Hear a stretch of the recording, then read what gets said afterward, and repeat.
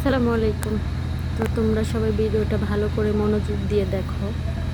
এটা হচ্ছে আমাদের যে রাস্তাঘাটে যে মানুষগুলো থাকে, মা বোনগুলো থাকে, তাদের পরিস্থিতিটা কি হয় দেখো। এই যে লোকটা ওর কাছ থেকে আগুন মানে গ্যাস লাইটটা নিল, নিয়ে লোকটা কী করলো, ওই লোকটা কিন্তু ও বাবার বয়সের থেকেও বেশি, দাদা নানার মতো বয়স এই লোকটার। কিন্তু ওই লোকটা কী করলো দেখো, ছোট্ট মেয়েটাকে কী করলো, গালের ভিতরে একটা এই টাচ করে দিল।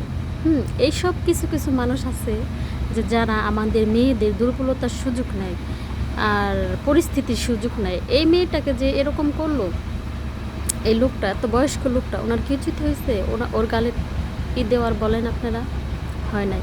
আজকে এই টাচটা যদি ও কোনো প্রভাবশালী বাবার মেয়ের গালে করতো, বা কোনো ভালো যার গার্জিয়ান আছে এরকম মেয়ের বাবার মেয়েদের সাথে, মার মেয়েদের সাথে যদি করতো, তাহলে আজকে ওর পরিস্থিতি খুবই খারাপ হতো।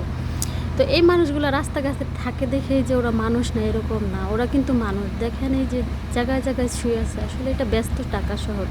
এই ব্যস্ত শহরে কেউ কারো খবর নেয় না। এই মেয়েটাকে আমার ইচ্ছা করতেছিল গাড়ি থেকে নেমে ওই লোকটাকে ঠাস ঠাস করে দুইটা